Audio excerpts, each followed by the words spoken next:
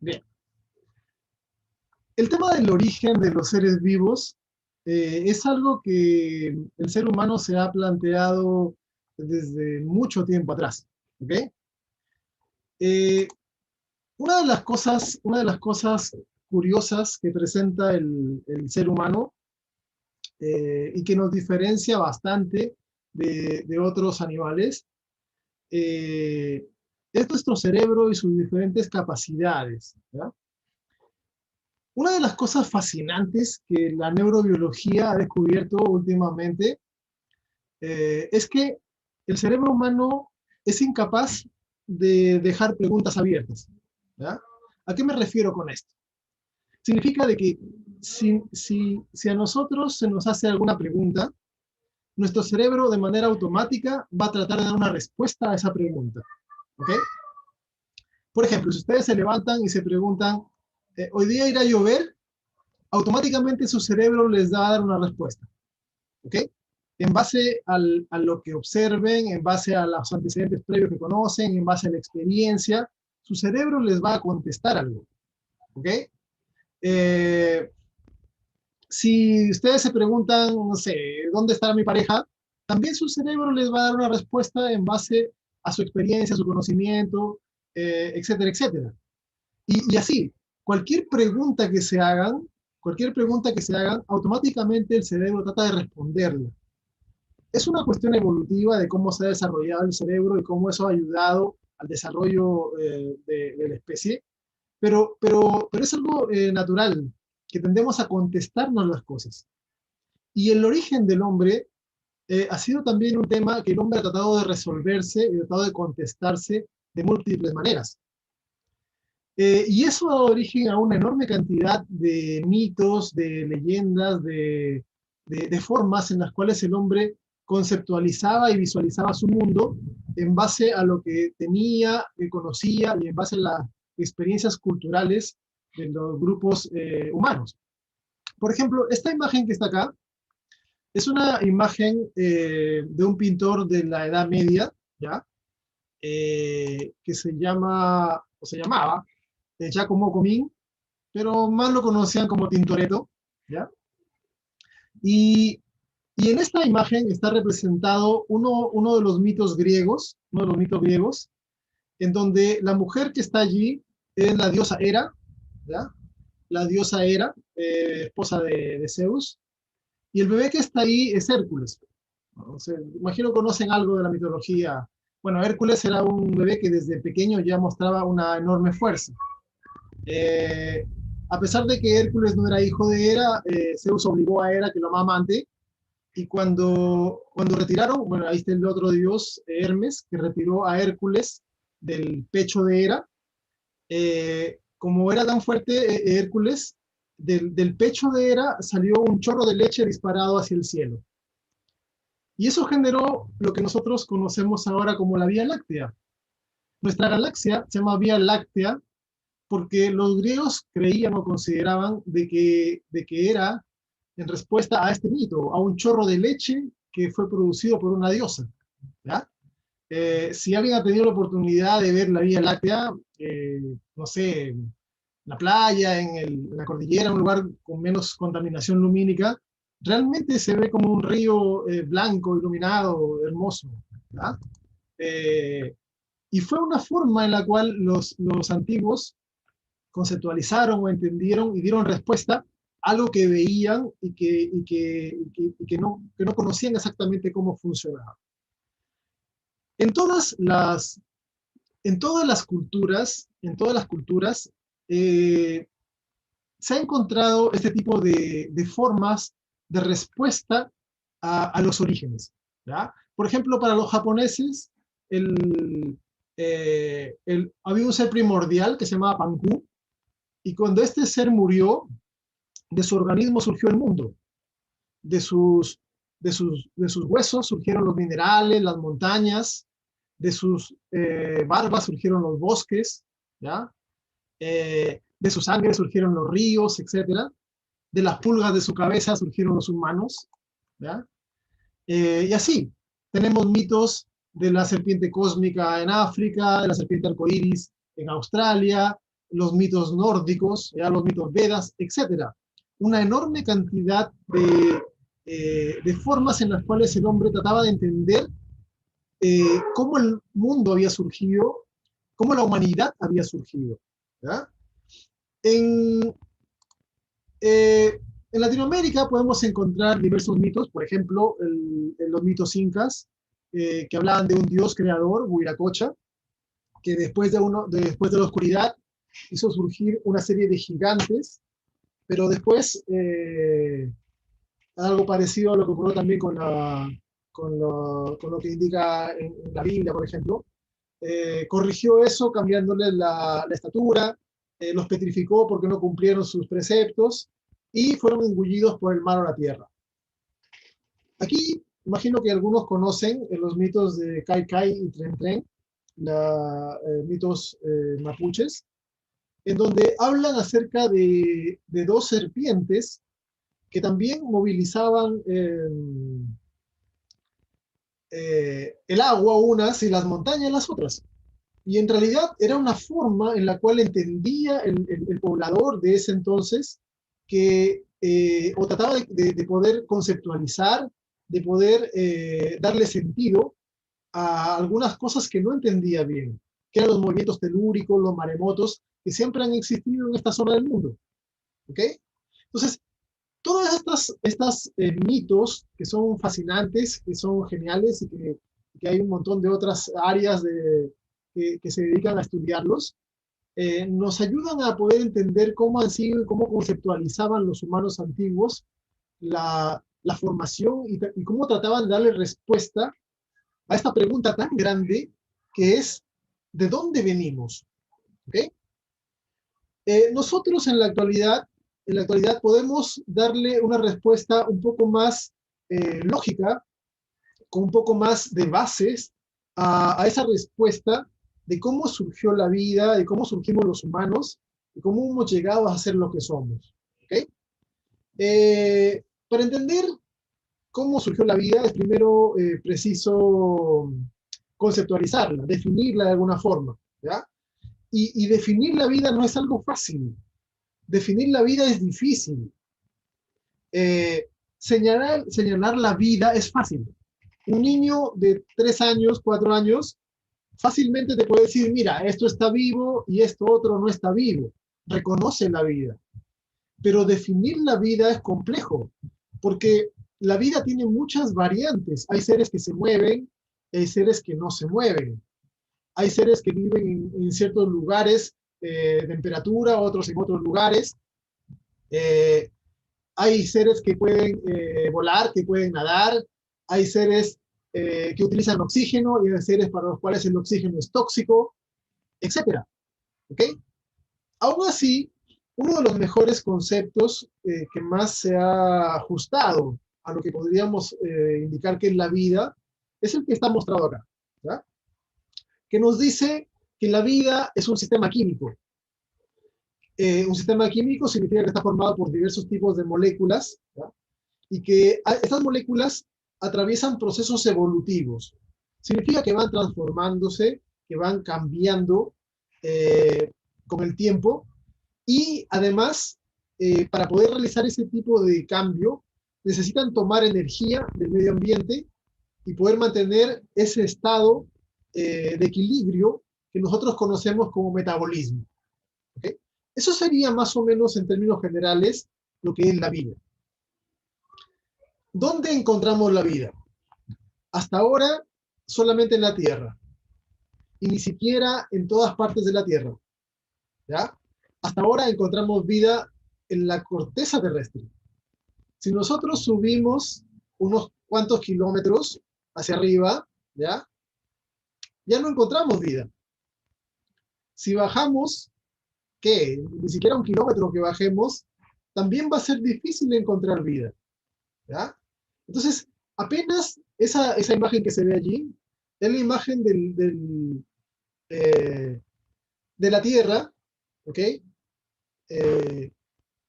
En apenas el pequeño espacio que tenemos de corteza y atmósfera en la cual encontramos seres vivos, por lo menos por ahora.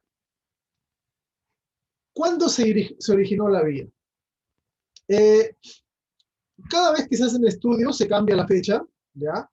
Se ha ido cada vez tirando más atrás la fecha de dónde se generó la vida, pero más o menos se piensa que entre hace 4.000 a unos 3.800 millones de años atrás se originó la vida. Y esto porque los fósiles más antiguos, los restos de estructuras orgánicas más antiguos que se han encontrado, tienen al menos 3.800 millones de años, ¿ya? Como es poco probable de que los primeros seres vivos se hayan fosilizado, tal vez probablemente a algunos millones de años antes ya empezaron a generarse estructuras biológicas. Para poder entender cómo se generó la vida en la Tierra, es necesario entender cómo se originó el mundo. ¿Qué de especial tiene la Tierra que no tienen otros mundos para que se haya generado la vida aquí? ¿Okay? Y hablar de la Tierra implica que tenemos que hablar de toda su familia. ¿Okay? El sistema solar es un conjunto de pequeños planetas. En esta imagen se los ve en una escala mucho más cercana a la real, ¿ya? De comparación de volúmenes en cuanto al Sol y los planetas. Y podemos ver que la Tierra es un pequeño punto azul, como lo mencionaba Carl Sagan, perdido en la inmensidad del espacio, ¿ya? Más de 1 millón de tierras podrían caber en el Sol fácilmente. Y si ya vamos a hablar del sistema solar, pues tenemos que hablar en general del universo. Y el universo en sí es una estructura que está organizada como conjuntos de sistemas metidos en más sistemas, ¿ya? Por poner un ejemplo, si ustedes tuviesen que darle su dirección a algún extraterrestre, tendrían que decirle, yo vivo en Talca, donde viven acá cerca, y Talca es una ciudad en Chile, que es un país, y Chile es un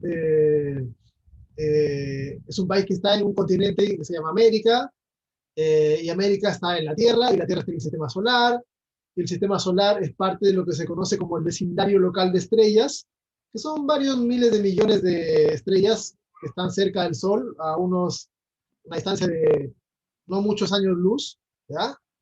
Que está en el brazo de Orión de la Vía Láctea, que es un brazo pequeño dentro de la Vía Láctea, y la Vía Láctea forma parte de lo que se conoce como el grupo galáctico local, que también son varios millones de galaxias, ¿ya?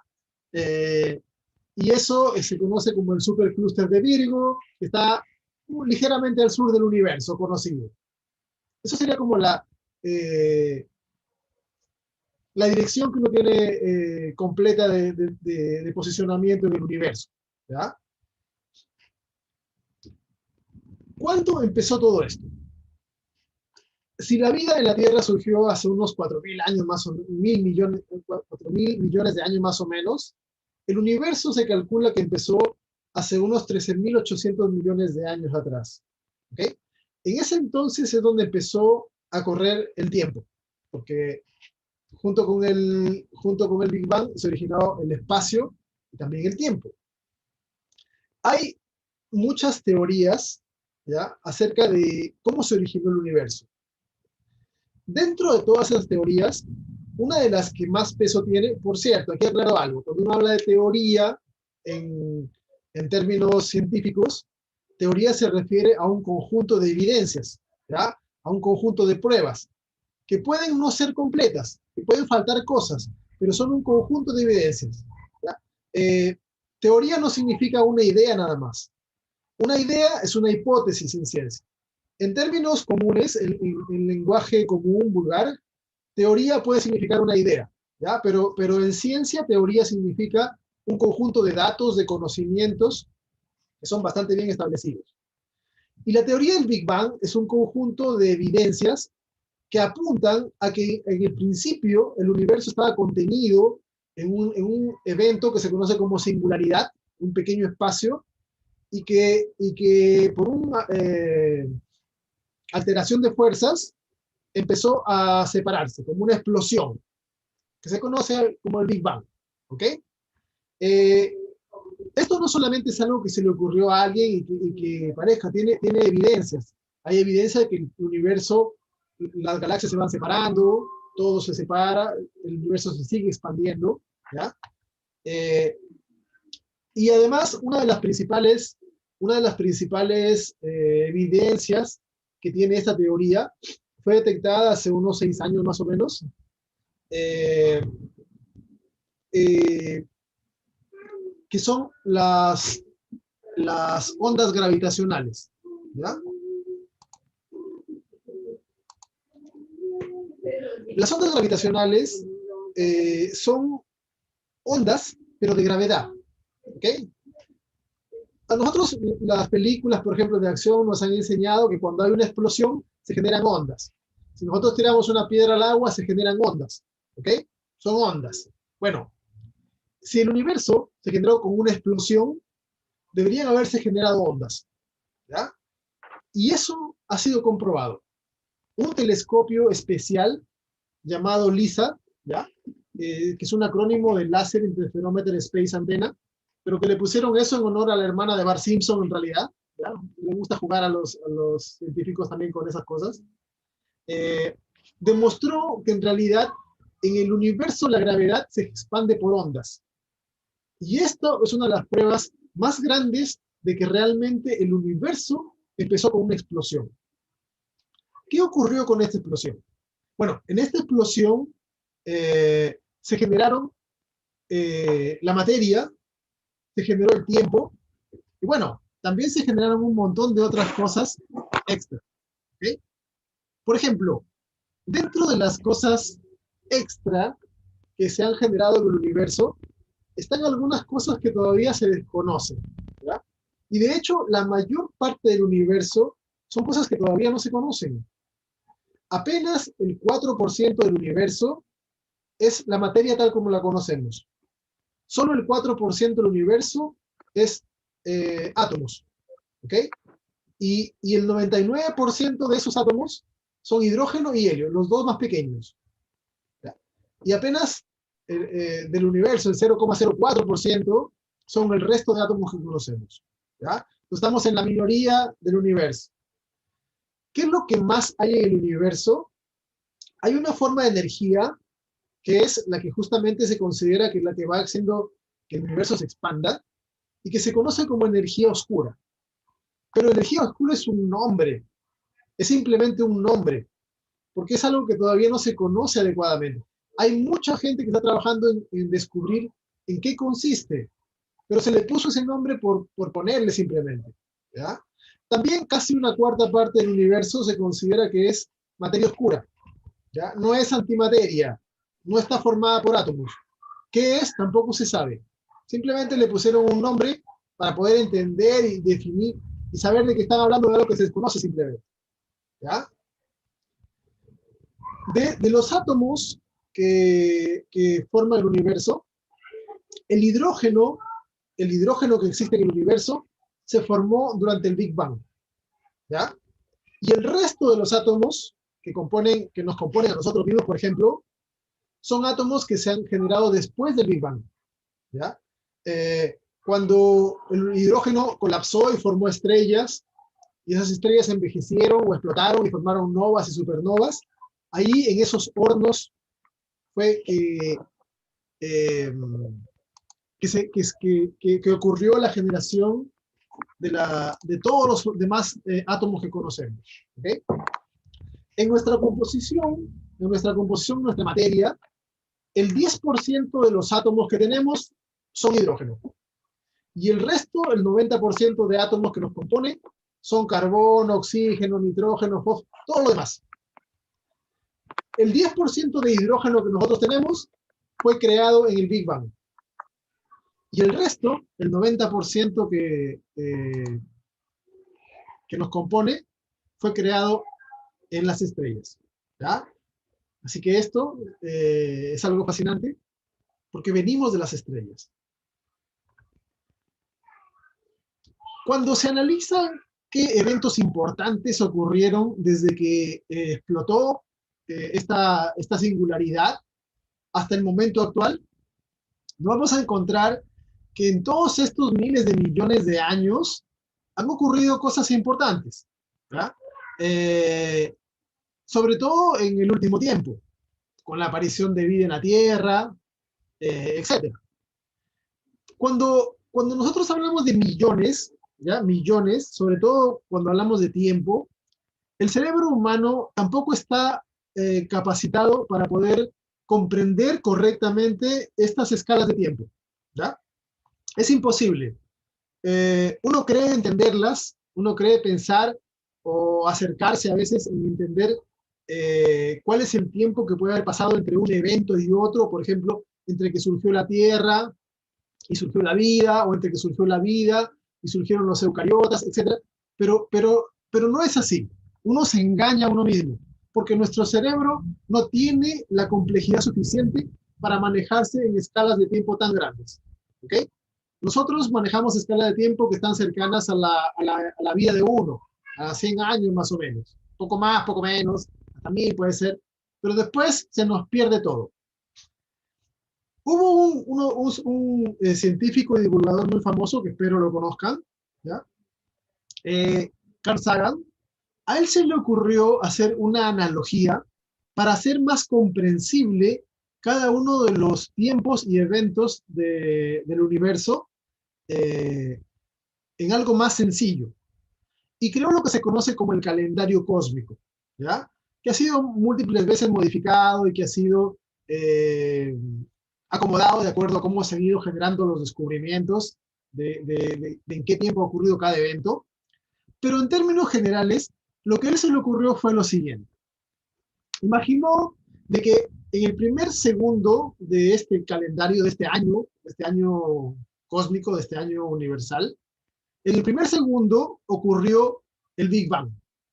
Y en el último segundo del año del 31 de diciembre sería el momento presente. Y en base a eso empezó a determinar en qué mes, en qué día fueron ocurriendo cosas. ¿Ok? Y de esta forma uno puede hacerse una mejor idea de los tiempos y la comprensión de cuánto se demoró en ocurrir cada cosa. En el calendario cósmico podemos encontrar de que los eventos más importantes ocurridos durante el año fueron, bueno, primero el Big Bang, en el primer segundo del 1 de enero, después nuestra galaxia ya se formó en marzo, más o menos a mitad de marzo, como estamos ahora, estaría formándose la primera condensaciones de estrellas que formaron la Vía Láctea. Nuestro Sol todavía no ocurría, todavía no pasaba. Nuestro Sol es de varias generaciones posteriores a las primeras estrellas. ¿Ya? Las estrellas se condensaron, se fusionaron, explotaron, formaron novas, formaron elementos más densos. Eso fue importante porque los elementos más densos pueden empezar a formar planetas rocosos como la Tierra, etc. Y para agosto de este año, ¿ya?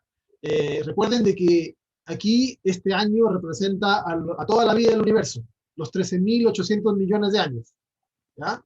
Cada mes son poco más de 1.000 millones de años. ¿Ya? Entonces, para agosto, ya estamos cerca de los 9.000 millones de años más o menos han transcurrido, ya más de la mitad del tiempo del universo. En agosto más o menos se empezó a formar nuestro sistema estelar. ¿Okay? El Sol y los planetas que lo acompañan. Una de las cosas fascinantes que se ha encontrado es que la vida apareció rápido en la Tierra después de que la Tierra se formó. ¿Ya? Al principio, recuerden, la Tierra era una pelota de lava prácticamente, una pelota incandescente. ¿Ya? Estaba a cientos de grados. Cuando la Tierra se enfrió lo suficiente, más o menos la superficie de la Tierra estaba a unos 80 grados más o menos, imagínense los mares hirviendo casi prácticamente, apareció la vida. ¿Okay? Entonces, tal vez la vida no es tan quisquillosa, tal vez la vida aparece pronto cuando las condiciones en un planeta se dan. ¿Okay? Y después la vida se pasó como 1.000 millones de años como estructuras unicelulares, parecidas a bacterias. ¿Okay? Se pasaron como 1.000 millones de años generando diversos tipos de modificaciones, de adaptaciones. La Tierra se iba enfriando, se iban generando cambios que vamos a ir viendo.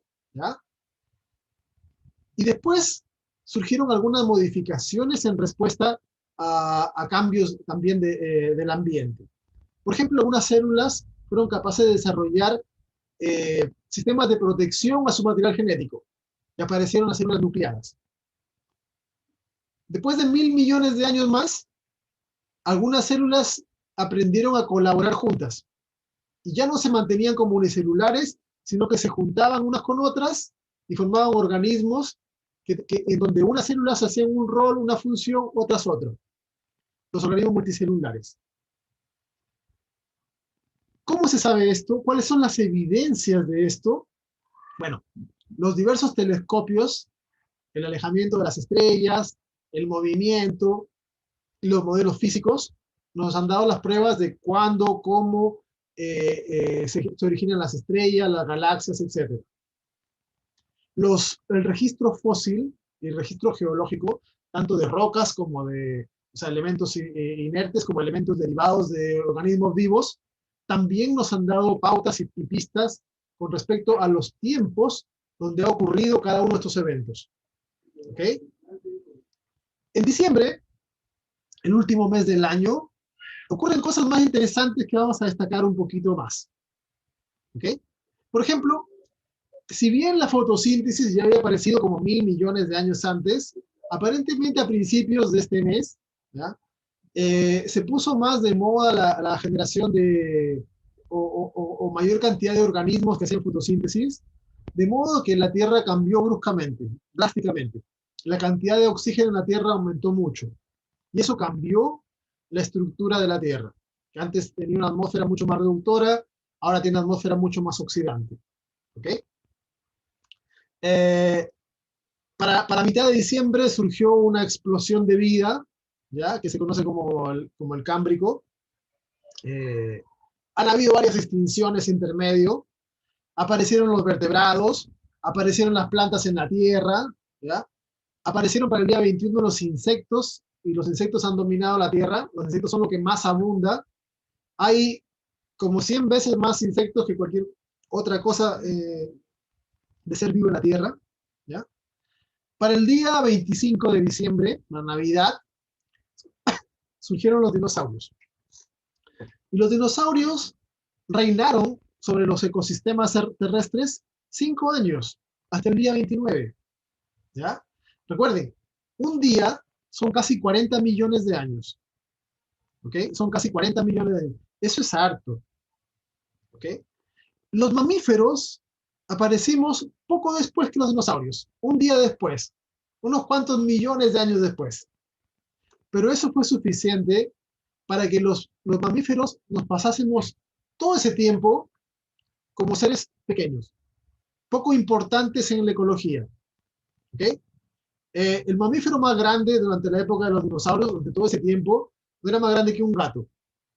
Eran nocturnos y con suerte no nos extinguimos. Hasta que el día 29, al final del día 29, un meteorito cayó en la península de Yucatán, y eso generó una de las extinciones masivas, la última extinción masiva grande que se conoce. ¿Ok? Y eso potenció de que la mayor parte de los dinosaurios se extinguieran. Bueno, todavía existen dinosaurios ahora, o por lo menos sus descendientes. Son las aves. ¿Ya? Las aves son un grupo de dinosaurios que aprendió a volar. Son lo único que nos queda de los dinosaurios. Llegamos al último día, al 31 de diciembre. Todavía no tenemos ni siquiera rastro de mamíferos parecidos a nosotros. ¿Qué cosas nos han dado evidencia de estos fenómenos? La datación de radiocarbono, análisis del ADN, ¿ya? La deriva génica, entre otros elementos, que nos han podido permitir colocar cada evento en su lugar correspondiente. El último día del año, nos encontramos de que, como a las 10 de la mañana de este último día, el 31 de diciembre, ¿ya? Recuerden que aquí estamos hablando de que una hora en este último día equivale a 1,5 millones de años, un minuto 26.000 años, un segundo casi 500 años. ¿Ok? Entonces, como a las 10 de la mañana aparecen los primeros simios, ¿ok? Los primeros simios con características algo similares ya hacia lo que son humanos. A las 2 de la tarde, el, el, el, el ancestro homínido, es decir, la especie de humano más antigua que se conoce, apareció como a las 2:30 de la tarde. ¿Ya? Los, los humanos que tenían ya características de domesticación del fuego y algunas otras peculiaridades aparecieron como a las 10 de la noche. Sin embargo, los humanos modernos, los Homo sapiens, la subvariante sapiens, que es la que somos todos nosotros ahora, en la actualidad, apareció apenas hace 6 minutos. Ese es el tiempo que llevamos en el planeta. ¿Okay? Somos una especie muy joven. ¿Okay? Y en 6 minutos hemos hecho muchas cosas fascinantes. ¿Okay? Tecnología, ciencia, hemos desarrollado elementos fascinantes. También hemos cometido muchas desgracias con la Tierra, hay que ser honesto. ¿Ya? Somos una especie bastante extraña, por así decirlo. Si analizamos qué es lo que pasó en el último minuto, hace 45 segundos casi desaparecemos. ¿Ok? Fue la última glaciación. Allí los seres humanos casi desaparecen. Todo lo que sabemos, todo lo que ustedes les han enseñado por historia, pasó en los últimos 15 segundos. ¿Ok? Porque hace 15 segundos que el hombre aprendió a escribir. ¿Ok?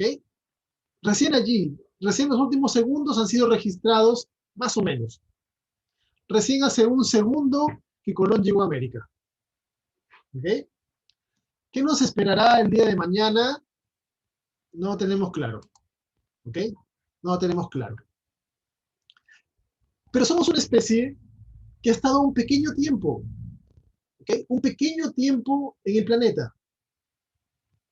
Y en este pequeño tiempo hemos podido comprender lo que ninguna otra especie ha hecho.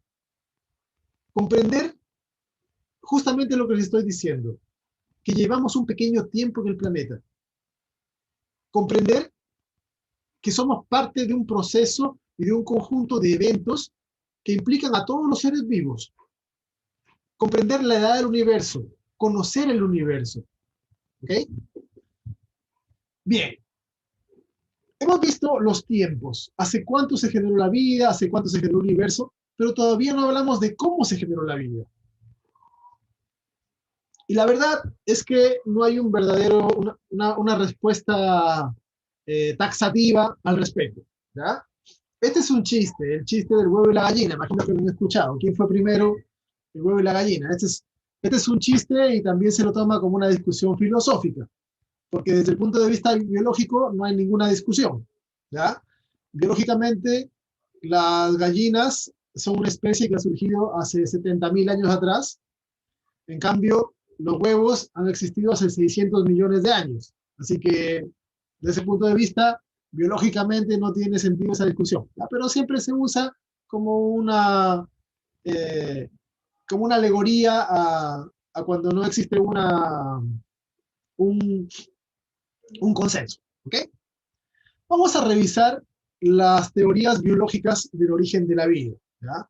Ya les explicaba al inicio de que en todas las religiones y en todas las culturas hay mitos de la creación, pero no vamos a hablar de ello. Vamos a hablar de las teorías biológicas. ¿Ya?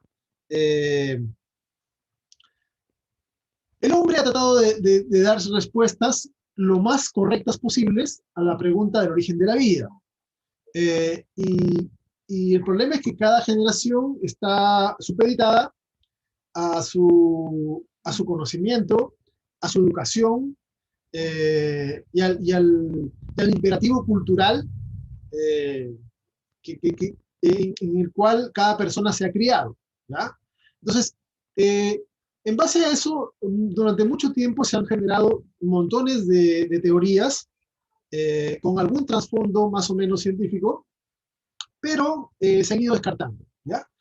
Una de las teorías clásicas que se suele mencionar es, por ejemplo, la teoría de la generación espontánea, que nos parece ridícula ahora, ¿ya?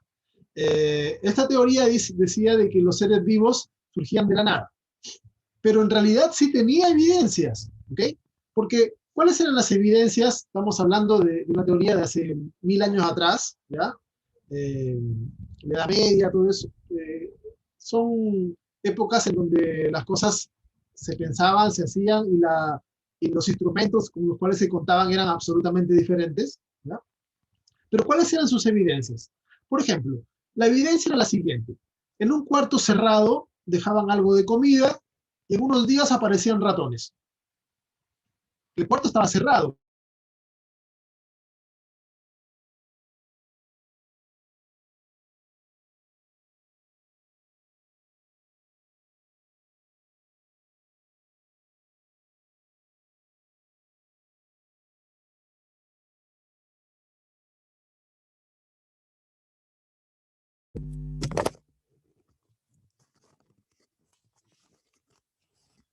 ¿Ahora me escuchan?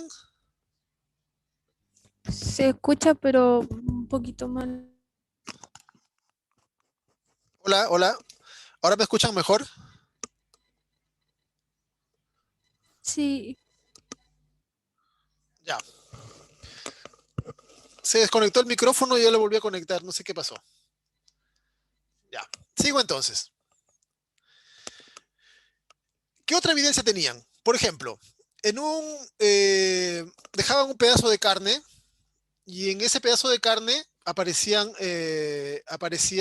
gusanos, ¿ya? Eh, Antes no había gusanos y ahora aparecían. Entonces la evidencia era de que surgían de la nada. O, o- o en un charco que se formaba aparecían renacuajos, donde no habían. Entonces, la, la generación espontánea decía de que los seres sencillos surgían de la nada. Obvio que no eran tontos, se daban cuenta de que los animales grandes tenían descendencia, dejaban hijos, etcétera, ¿ya? Entonces tenía ciertas cosas, pero era su evidencia, no tenían microscopio para ver de que los insectos dejaban huevos, ¿ya? No tenían capacidad de observación correcta de algunos fenómenos, etcétera, etcétera. Entonces, tenía evidencias, por eso lo considero una teoría biológica, pero como sabemos nosotros, no era correcta, ¿ok? Y eso lo vinieron a demostrar diversos microbiólogos primero, ¿ya? Como Redi y Pasteur, que demostraron de que en realidad los seres vivos venían de otros seres vivos. ¿Ok? El ejemplo clásico está mostrado acá y como también lo indican en el chat. eh, la, el ensayo clásico es el siguiente. Se colocan tres botellas, en cada una se coloca un pedazo de carne, una abierta, una con una gasa y una sellada herméticamente. ¿Ya? A la que está abierta tienen acceso las moscas, entran las moscas. A la que tiene la gasa, las moscas no entran, pero igual llegan moscas que están atraídas por el olor de la carne. Y a la que está sellada herméticamente, como no sale ni siquiera olor, no se acerca nada. Y la gracia es que después de un par de días hay gusanos donde hubo moscas. Donde las moscas accedieron a la carne, aparecen los gusanos directamente sobre la carne. En el otro caso aparecieron larvas en la gasa, porque la mosca le deja el huevo lo más cerca posible del alimento. Si no lo puede dejar sobre el alimento, lo deja cerca. Así que aparecen allí también. Y en donde estaba herméticamente cerrado no aparece nada. Este no fue el único ensayo con el cual eh, se, eh, se, se dejó de lado esta teoría. Se hicieron varios ensayos, ¿ok? Y aparte de eso, cuando se sumó el desarrollo del microscopio, se pudo poder apreciar de que habían huevos microscópicos y elementos celulares, y ahí se pudo encontrar de que esta teoría en realidad no era una teoría correcta. ¿Ya? Han pasado muchas otras teorías, y en la actualidad nos vamos a encontrar de que si bien todavía hay varias teorías, hay dos teorías principales que todavía tienen evidencias y que aún no se determina exactamente cuál de las dos podría ser la correcta. Tal vez puede ser que ninguna de las dos sea la correcta, o puede ser que sea algo intermedio, no sé. Pero son las que tienen hasta la fecha mejores evidencias, ¿ya? La primera es la teoría cosmozoica, o también llamada de la panspermia. Y esta nos dice de que la vida se originó fuera del planeta, ¿ya? Eh, Ahora, el problema de esta teoría es que tampoco no nos dice cómo se generó la vida en otra parte. Solamente manda el problema a otro lugar. Dice que la vida se originó en alguna otra parte lejana del universo y que ha viajado por el universo. Y donde encuentra condiciones correctas, adecuadas, ahí se asienta, ¿ya? Ahora, no es solo una idea, no es solo una idea, tiene evidencias. Y las principales evidencias que tiene es que en el espacio se han encontrado restos orgánicos. Se han encontrado aminoácidos, se han encontrado aldehídos y otros tipos de moléculas orgánicas. Y en teoría, las moléculas orgánicas solo son fabricadas por los seres vivos. ¿Ok? Se han encontrado en meteoritos, y esta es una evidencia genial, pero aún falta corroborarla perfectamente, cosas como esta. Fíjense en la imagen de arriba a la derecha. ¿Ya? Esa estructura que se ve allí tiene toda la pinta de un ser vivo. Tiene toda la pinta de haber sido un gusanito. Es microscópica, ¿ya? Son fotografías, son microfotografías, ¿ya? Con microscopía electrónica. Ahora, ¿cuál es el problema? El problema es que cuando un ser vivo se fosiliza, si bien hay diferentes tipos de fósiles, normalmente todos los componentes orgánicos van siendo reemplazados por sales minerales, ¿ya? Es decir, a final de cuentas, no quedan restos orgánicos, ¿ya? Eh, Se degradan y su lugar lo ocupan sales que toman la forma del ser vivo. Entonces hay un problema acá. Esto que se muestra acá podría haber sido un ser vivo o podría simplemente ser un pedazo de roca que por casualidad, cuando se formó la roca, tomó esa forma, ¿ya? A la fecha no se ha podido determinar si eso que está allí en realidad era un ser vivo o simplemente se parece a un ser vivo, porque no quedan restos orgánicos. Y en la actualidad hay un montón de satélites que están explorando cometas y asteroides fuera de órbita en el espacio para determinar si encuentran algo. Y si encuentran algo, tendría mucho más peso esta teoría de que la vida va siendo sembrada desde otro lugar, ¿ya? Podría ser conscientemente, podría ser inconscientemente, da lo mismo. No sé.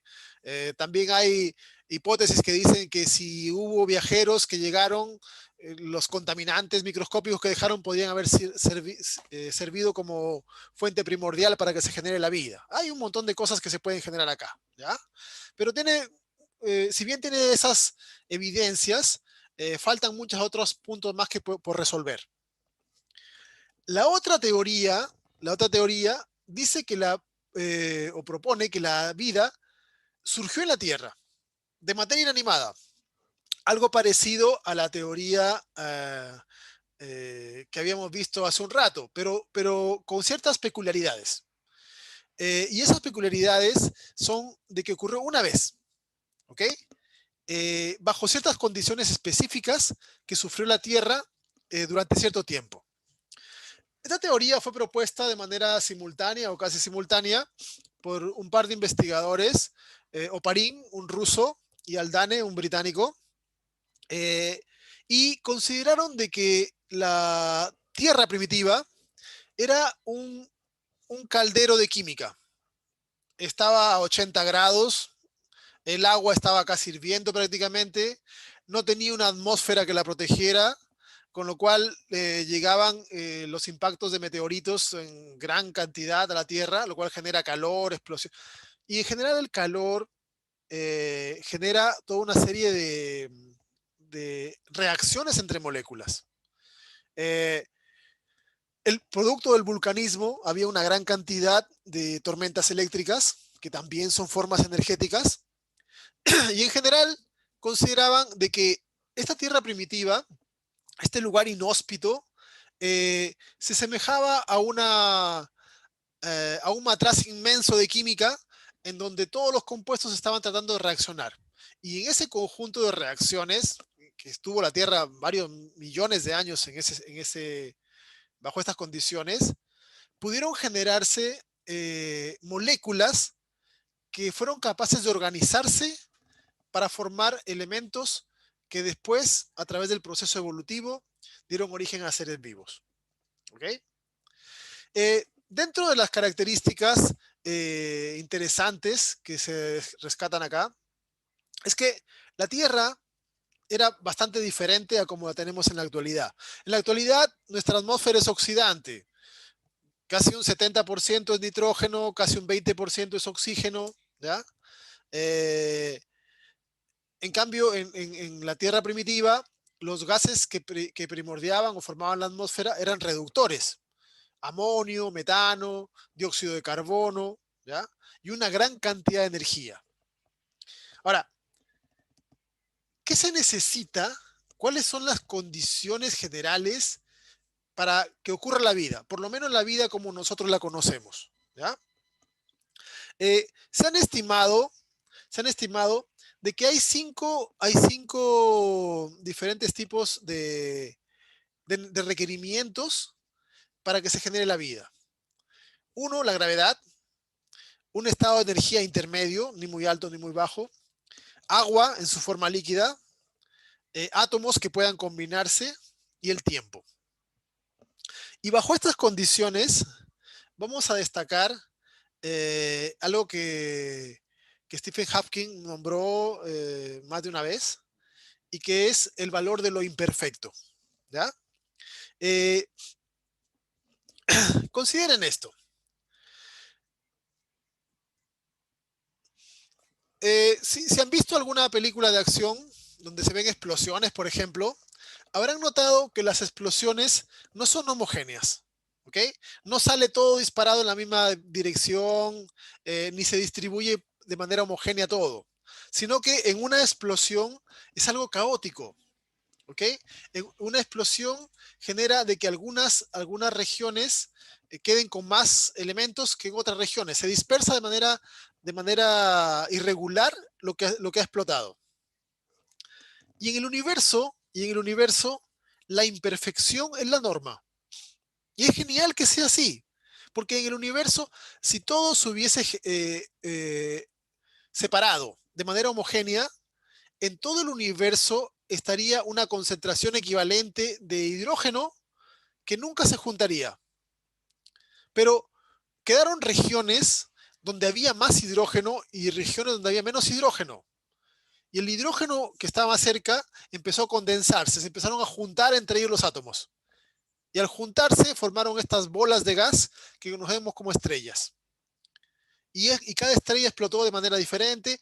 Y en el universo se ha generado una serie de regiones donde se concentran átomos y regiones donde hay pocos átomos. Y eso ha sido importantísimo, esos elementos de irregularidad del universo, es que permiten que se den toda la serie de condiciones especiales para poder generar la vida, ¿ya? Por ejemplo, particularmente el tema de la vida en la Tierra, ¿cómo se consiguió estas condiciones especiales? ¿Ya? La gravedad. La gravedad es una de las condiciones especiales que es importante para la vida. Y la gravedad depende del tamaño del planeta esencialmente. ¿Ok? Una vida como la que conocemos sería difícil en un planeta muy pequeño como Mercurio, ¿ya? O en un planeta muy grande como Júpiter. Porque en un planeta que tiene un tamaño muy grande, la gravedad también es mucho mayor. Y la gravedad aplasta más las cosas hacia el centro del planeta.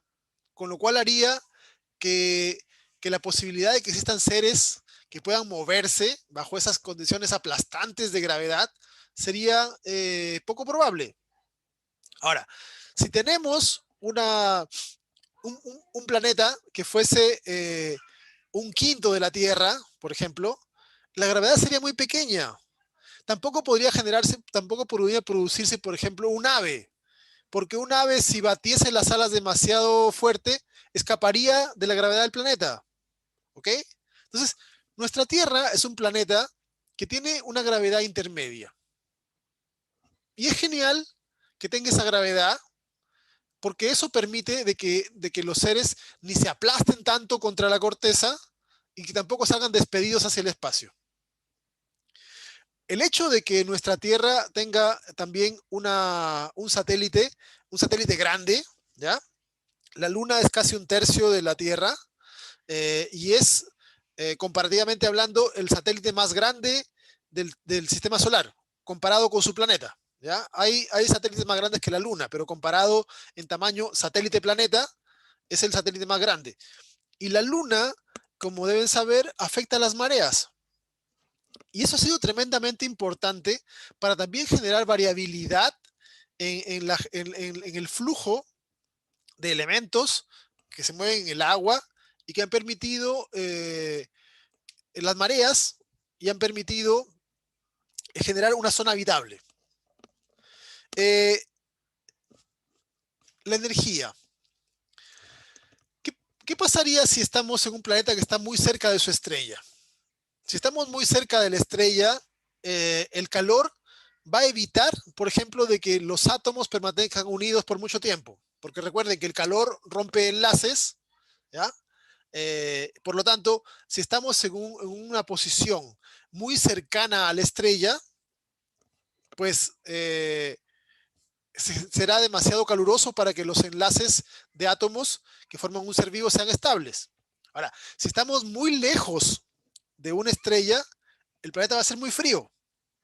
Ahora, también tiene que ver con el tamaño de la estrella. Si la estrella es muy grande, ¿ya? Si la estrella es muy grande, va a generar demasiado calor también. O si es un sistema doble. Más o menos se calcula de que el 60% de las estrellas del universo son sistemas dobles. ¿Ya? Es decir, son dos estrellas que rotan una al lado de la otra. Pero al hacer eso, tendríamos, como se ve en la imagen de abajo a la derecha, sistemas donde el planeta tendría una órbita demasiado elíptica.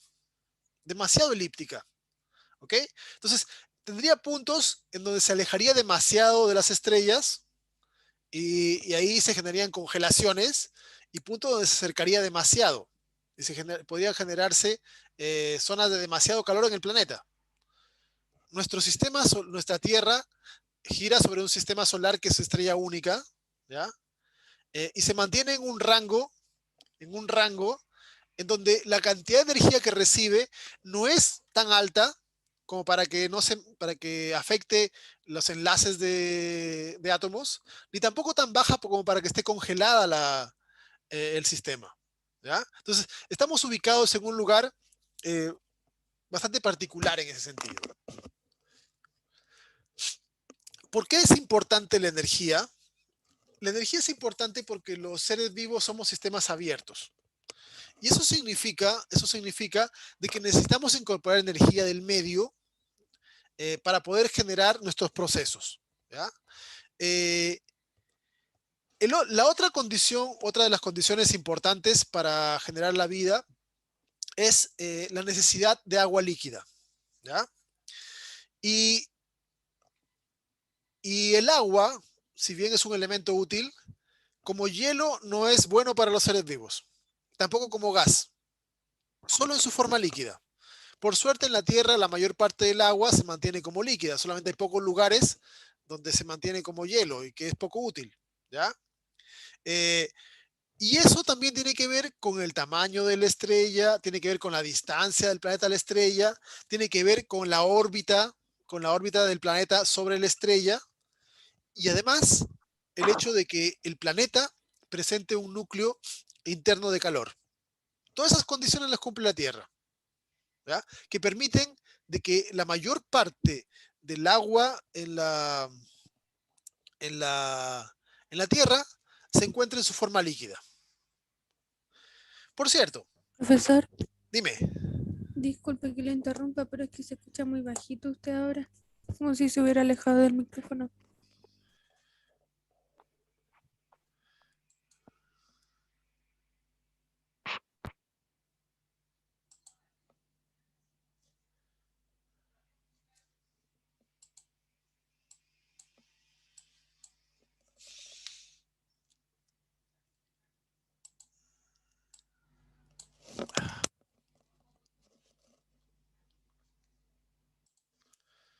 A ver qué dice. ¿Ahora se escuchan mejor?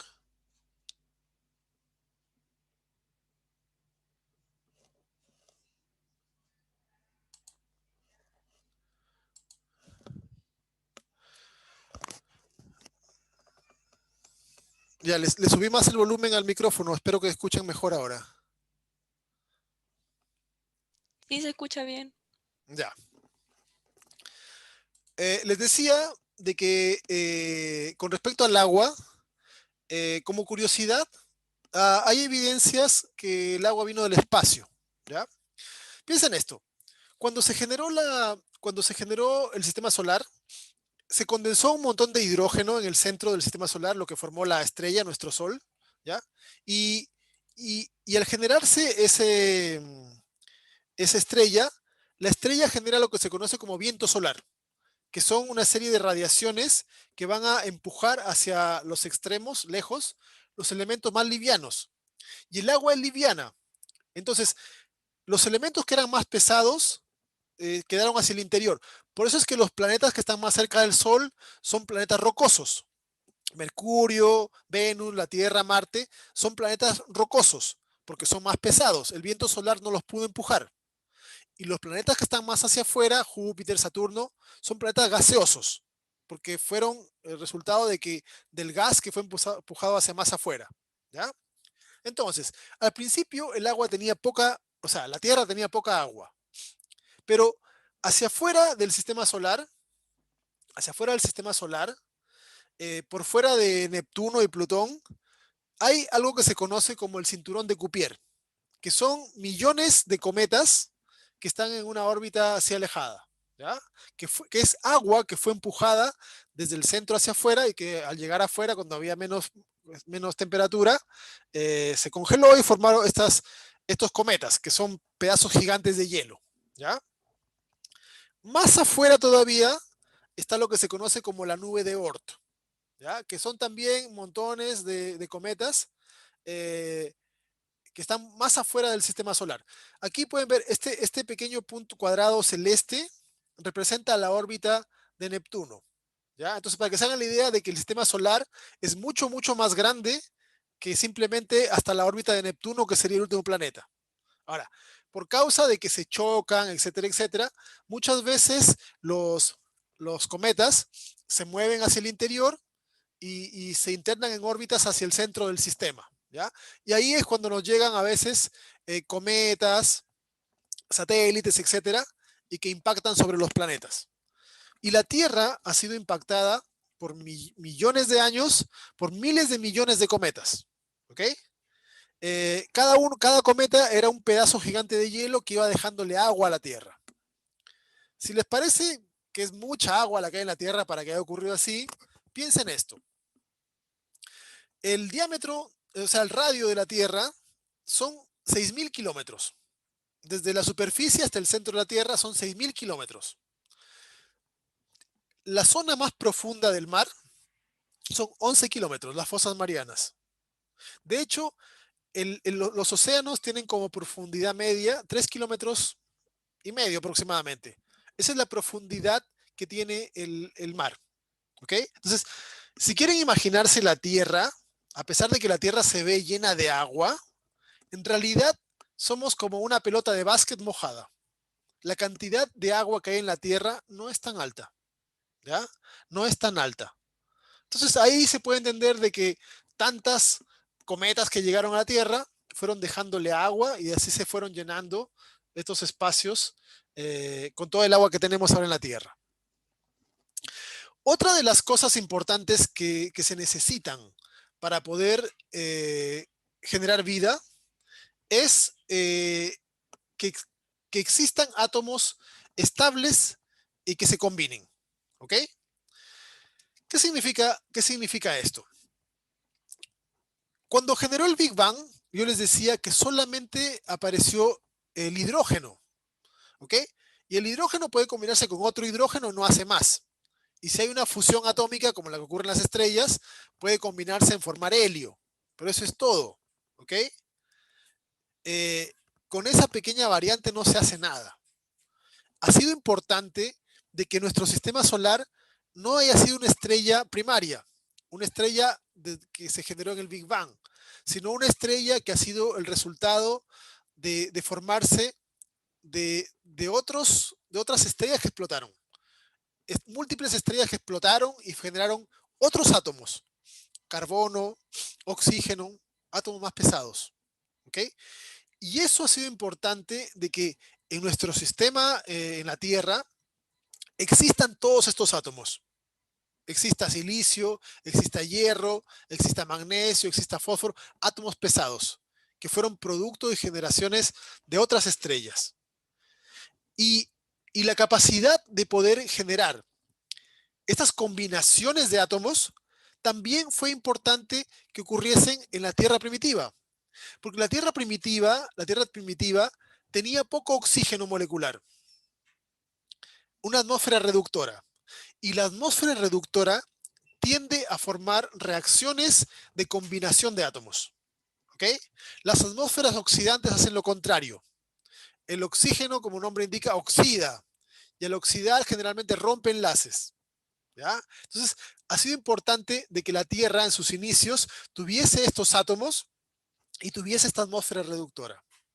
Además, otra cosa que está mencionada allí, que no la voy a explicar en detalle, es el tema del ciclo carbono-silicio y la tectónica de placas. El hecho de que la Tierra tiene vulcanismo, el hecho de que los mantos de corteza se profundizan y luego salen la lava como volcanes. Hay un reciclaje permanente de carbono. Si la Tierra no hubiese tenido volcanes, no tuviese volcanes, existiría muy poco carbono en la superficie de la Tierra. ¿Ok? Muy poco carbono. Y no alcanzaría para generar tantos seres vivos. Pero por suerte, los volcanes que están erupcionando están liberando hacia la atmósfera permanentemente carbono, en forma de CO2 o monóxido, y ese carbono después termina en los seres vivos. Entonces, como pueden ver, son un montón de diferentes necesidades que se han ido dando y que ocurren y que las cumple la Tierra. ¿Por qué las moléculas son importantes para un ser vivo? Porque un ser vivo necesita 4 tipos de moléculas. Uno, moléculas autorreplicantes. Una de las capacidades de las propiedades de la vida es copiarse. Y primero tiene que copiarse a nivel molecular para después copiarse como individuo completo. Esa molécula autorreplicante es el ADN. También un ser vivo necesita moléculas catalíticas, moléculas que cumplan roles, que hagan trabajos. Las proteínas hacen eso en los seres vivos. Los seres vivos requieren moléculas energéticas, como ATP, azúcar, etc. Y por último, la célula necesita barreras, una molécula que la separe del medio. Y eso hacen los lípidos. ¿Ok? Eso hacen los lípidos. Entonces, las 4 moléculas básicas de la vida cumplen los 4 roles básicos que necesita una célula. Aunque tal vez es probable de que la vida originalmente no haya necesitado tanta cosa. Porque hay una molécula que cumple los 3 primeros roles, y que es el RNA. El RNA tiene capacidades autorreplicantes, catalíticas y energéticas. Ahora, no es tan bueno autorreplicándose como el ADN. Tampoco tiene tantas capacidades como las enzimas. ¿Ok? Pero al principio tal vez no hacía falta de que fuese tan eficiente. ¿Ok? Y tal vez la vida simplemente empezó con una estructura de membrana de lípidos que tenía dentro un RNA. Y eso podría haber sido una de los elementos que formaron los precursores celulares. ¿Ya? Y de hecho, hay toda una teoría que se conoce como el mundo RNA y que permite todavía le falta harta evidencia, pero permite entender cómo esta molécula pudo haber servido como un precursor de la vida. Y de hecho, se han hecho diversos tipos de ensayos que predicen que probablemente el proceso evolutivo empezó antes que la vida. Moléculas que se hicieron eficientes copiándose, antes de que fueran células, antes de que fuera vida. ¿Ok? Evolución a nivel químico. Ahora, todo esto que he mencionado que se necesita, la gravedad con todas las condiciones planetarias, el agua, las moléculas, etcétera, no serviría de nada si no se tiene el tiempo suficiente. ¿Ok? Y la Tierra se pasó millones de años con estas condiciones. Millones. En toda esta inmensidad de tiempo, ¿cómo pudo no haber sido probable de que ocurriesen las combinaciones fortuitas adecuadas para que se genere esto? Y de hecho, hubo más de una prueba. El primero que se le ocurrió probar la hipótesis de la biogénesis fue Stanley Miller, un norteamericano que dijo, bueno, hagamos un remedo. Y remedó la Tierra primitiva. Tomó un poco de agua, tomó los gases de la Tierra primitiva, metano, carbono, amonio, etcétera, ¿ya? Le puso calor al sistema. La Tierra, recuerden, los océanos estaban como a 80 grados, le puso calor, le puso descargas eléctricas, ¿ya? No le puso ultravioleta ni explosiones porque ya era mucho, pero le puso eso, dos formas energéticas, una atmósfera reductora y tiempo. ¿Cuánto dejó esto funcionando? Bueno, dijo, según la Biblia son 7 días para la creación, así que dejó este experimento 7 días. ¿Ok? Lo dejó 7 días, 7 días. Y en 7 días, de moléculas inorgánicas, encontró moléculas orgánicas. 7 días en un frasquito de agua. ¿Ok? La Tierra se pasó todo el planeta, todo el agua del planeta, se pasó millones de años bajo estas condiciones. ¿Ok? Y él, en un pequeño espacio de tiempo de una semana, pudo encontrar las moléculas básicas de la vida. Aminoácidos, azúcares, bases nitrogenadas, ácidos grasos. ¿Ya? Ahora, combinaciones de carbono con nitrógeno, con oxígeno, etcétera, etcétera. Todas las principales moléculas orgánicas que tienen carbono. Y aquí es donde se tiene el principal problema con la teoría. O más que problema, lo que falta, lo más importante que falta. Porque no es lo mismo tener azúcar que tener un polisacárido. No es lo mismo tener un aminoácido que tener una proteína. O tener bases que tener un ácido nucleico. Y eso es lo que le falta a esta teoría. Es la principal incógnita.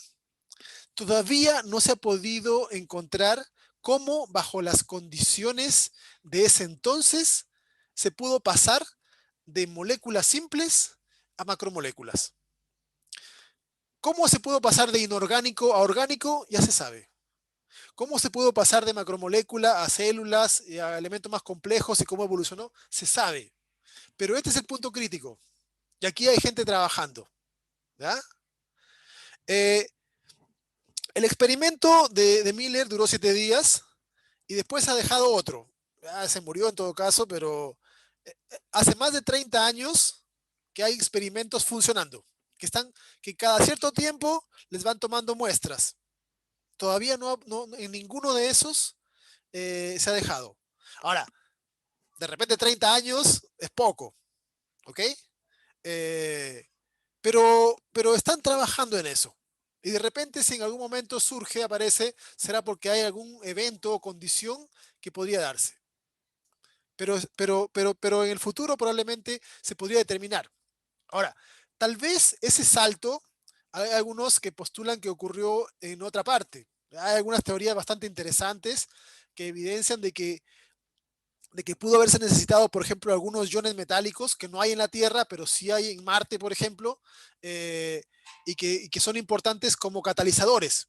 Así que de repente la vida pudo haberse generado en Marte y saltar a la Tierra. Hay algunos postulados así, o en el espacio. Hay diferentes formas. O de repente llegó un meteorito que contenía ese material y se generó la vida en un lugar específico y luego se desperdigó por el resto de la Tierra. Hay muchas formas en las cuales se pueden postular, ¿Ya? Tal vez lo sabremos algún día, tal vez no, pero es interesante todo esto. Ahora, habiendo saltado este paso, las primeras células fueron, una vez que tenemos macromoléculas, son fáciles de armar. ¿Ok? Fíjense en esto. Los lípidos son estructuras que cuando están en agua forman micelas. Estas pelotitas que se ven acá redondas representan micelas. ¿Ok? Que son estructuras de lípidos cerradas, como una membrana celular, idéntico. Ahora, si el lípido se seca, esta estructura se abre y forman láminas planas, así como se ve acá abajo. ¿Ya? Si se vuelve a mojar, vuelven a cerrarse. Y aquí es donde se considera que fue muy importante las mareas. ¿Ya? Las mareas por causa de la luna. ¿Por qué razón? Imagínense en este mar primitivo, miles de años, millones de años ahí reaccionando. Era literalmente una sopa, como indica Oparín. ¿Ya? Una sopa llena de nutrientes. Estaba llena de azúcares, de aminoácidos, de montones de cosas.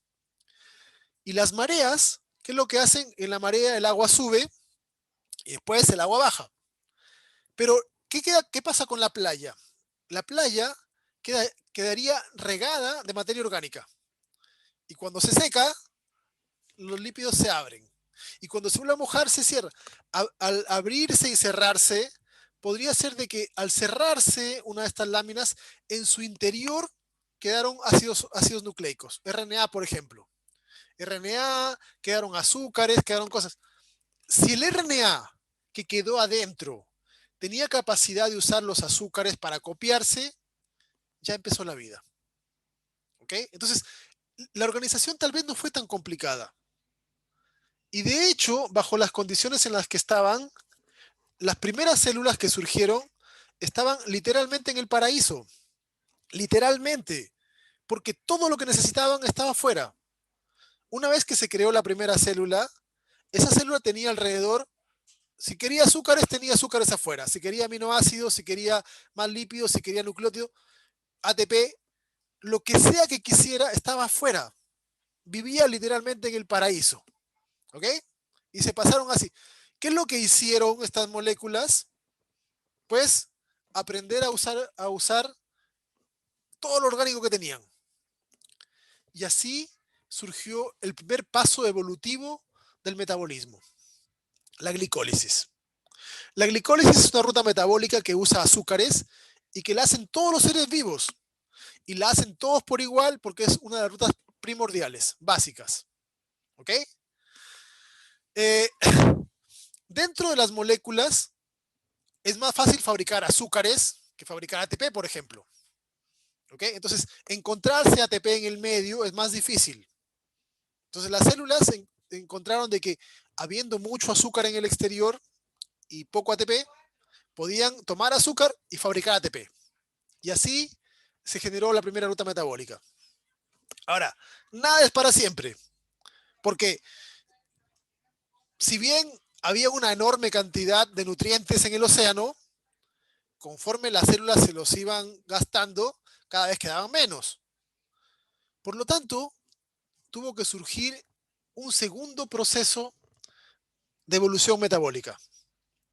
Algunas células ya no tomaban azúcar del medio, sino que fabricaban su propio azúcar. Y para eso usaban CO2, utilizaron la energía más abundante que había, que es la luz solar, y surgió la fotosíntesis. ¿Ya? Consecuencia de esta evolución metabólica, la atmósfera de la Tierra cambió, porque el oxígeno es un desecho de la fotosíntesis. Y la atmósfera, que era reductora, ahora pasó a ser oxidante. Ahora, el oxígeno lo consideraremos como un elemento vital para nosotros, ¿ya? Importante, pero el oxígeno es tóxico. El oxígeno, como su nombre indica, oxida moléculas. El oxígeno genera daño en las células, ¿ya? Por lo tanto, tuvieron que aparecer células resistentes al oxígeno, ¿ya? Algunas células se escondieron, quedaron viviendo en lugares anóxicos, Hasta ahora existen células a las cuales el oxígeno las daña, ¿ya? Organismos que viven bajo tierra, en lugares donde no hay oxígeno, que son pocos en la Tierra en general. Otras se adaptaron, desarrollaron no solamente la capacidad de resistir al oxígeno, sino también la capacidad de usar el oxígeno en su beneficio. Y evolucionó el metabolismo de la respiración celular. Y así las células, conforme había un cambio, las células se adaptaban. Eso es evolución. Al principio tenían todo, estaban llenas de alimento, llenas de energía. Cuando se acabó la energía, evolucionó la glicólisis. Cuando se acabó el azúcar, evolucionó la fotosíntesis. Cuando apareció el oxígeno, evolucionaron a resistir el oxígeno y aprovechar el oxígeno para generar más energía. Eso es evolución. También evolucionó la estructura y tamaño de las células. Al principio todas eran unicelulares y pequeñas. Aprendieron a generar compartimentos. Aprendieron a generar espacios dentro de la célula con diferentes funciones. Un espacio para fabricar lípidos, otro para degradar lípidos, un espacio para fabricar proteínas, un espacio para almacenar el material genético, organismos para movilizarse, etcétera, etcétera. Algunas células se combinaron entre sí. Una célula pequeña se quedó viviendo de una célula grande, como son las mitocondrias, por ejemplo, o como son los plastidios de las plantas. Eso también es evolución, ¿ya? Y es una evolución que todavía sigue ocurriendo. Ese animal que está allí es el único grupo de animales que hacen fotosíntesis, ¿ya? Son babosas de mar. No todas las babosas de mar hacen esto, pero hay algunas especies que sí lo hacen. Esta babosa de mar se alimenta, cuando recién eclosiona del huevo, se alimenta de algas, pero se va dejando las algas en su tejido. Y los cloroplastos de esas algas, que no son degradados, van a hacer fotosíntesis. Con el tiempo el animal se aplana como una forma de hoja, así puede captar mejor la luz solar, y es como si fuese una planta móvil. De hecho, llega a producir tanta energía que cuando es adulto ya su sistema digestivo desaparece, degenera, porque todo lo que necesita lo va incorporando a través del proceso fotosintético, ¿ya? También evolucionó el número de celular. Como les decía, al principio todas las células eran unicelulares. Aprendieron primero a formar colonias. En una colonia, las que están más hacia afuera pueden tener una función de barrera, de resistencia. Las que están adentro pueden tener otras funciones. Y así empezaron a vivir en grupos en donde cada agrupación tenía diferencias y generaba algo diferente que el resto para el conjunto. Algunas se dedicaron a alimentación, otras a movilización de sustancias, otras a defensa, y así se generaron los diferentes tejidos, los organismos multicelulares, ¿ya? En los humanos tenemos más de 200 tipos de tejidos diferentes, ninguno de los cuales puede vivir por su cuenta. Ahora, todas las células dependen unas de otras. También evolucionó la forma general y el comportamiento. Todos los seres vivos han desarrollado capacidades e interacciones con otros seres vivos, han desarrollado formas de movilizarse, de desplazarse, de ocupar el nicho diferentes. Y eso tiene que ver con la evolución, con la adaptación a los cambios. El mismo proceso de organización es un proceso evolutivo.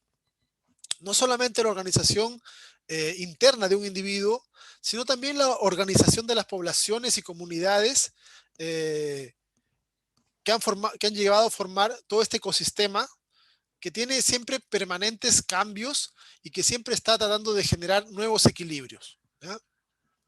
De esta forma nosotros podemos concluir que los seres vivos son el resultado del proceso evolutivo. Son el resultado de la permanente adaptación a los cambios generales que van a presentar estos seres. ¿Ok?